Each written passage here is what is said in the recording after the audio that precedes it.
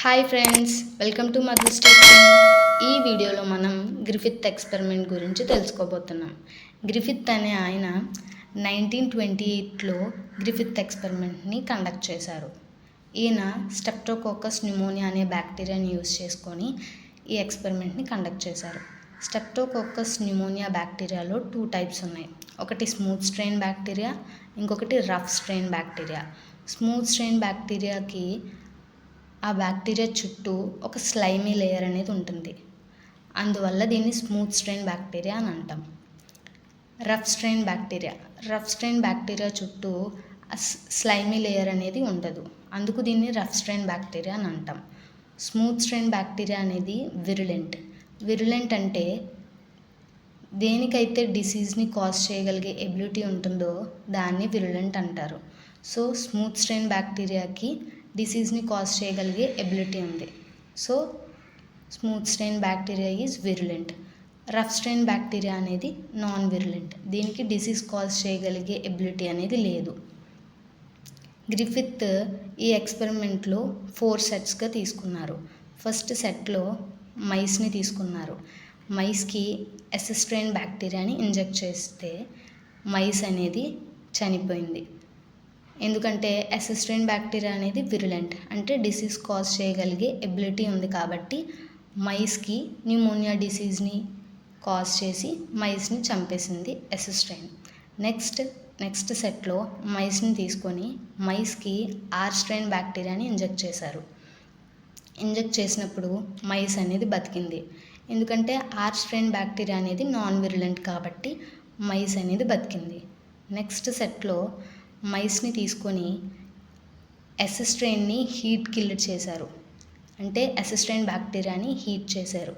Heat చేసి దాంట్లో ఉన్న విరులెన్స్ని కిల్ చేశారు. సో ఈ హీట్ కిల్డ్ ఎస్ స్ట్రెయిన్ని మైస్కి ఇంజెక్ట్ చేశారు. అప్పుడు మైస్ అనేది బతికుంది. ఎందుకంటే ఎస్ స్ట్రెయిన్ని హీట్ కిల్డ్ చేశారు కాబట్టి అది ఇన్యాక్టివ్ ఫామ్లోకి వెళ్ళిపోయింది. అందుకు డిసీజ్ని కాజ్ చేయలేకపోయింది కాబట్టి మైస్ అనేది బతికింది. నెక్స్ట్ సెట్లో మైస్ని తీసుకొని మైస్కి హీట్ కిల్డ్ ఎస్ స్ట్రెయిన్ అలాగే ఆర్ స్ట్రెయిన్ని కలిపి ఇంజెక్ట్ చేశారు. అప్పుడు మైస్ అనేది చనిపోయింది. ఎందుకంటే ఈ హీట్ కిల్డ్ ఎస్ స్ట్రెయిన్ అనేది ఇన్యాక్టివ్ ఫామ్లో ఉంది. ఆర్ స్ట్రెయిన్ అనేది నాన్ విరులెంట్. ఈ హీట్ కిల్డ్ ఎస్ స్ట్రెయిన్ నుంచి సమ్ క్యారెక్టర్ అనేది నాన్ విరులెంట్ అయిన ఆర్ స్ట్రెయిన్లోకి ట్రాన్స్ఫర్ అవ్వడం వల్ల నాన్ విరులెంట్ అయిన ఆర్ స్ట్రెయిన్ని కూడా విరులెంట్గా మార్చింది. దానివల్ల మైస్కి న్యూమోనియా డిసీజ్ అనేది కాజ్ అయ్యి మైస్ అనేది చనిపోయింది.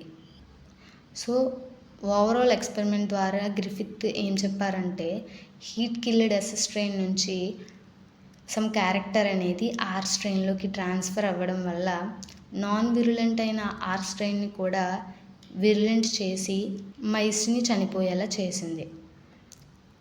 Are strain bacteria has been transformed by S strain bacteria.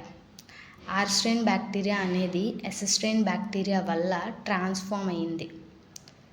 The R strain inherited some transforming principle from the heat killed S strain bacteria which made them virulent.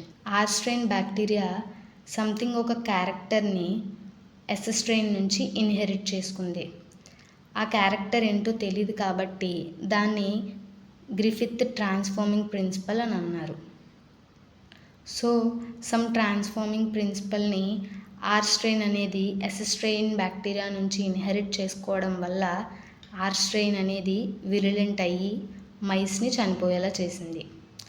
Next and he assumed this transforming principle as a genetic material.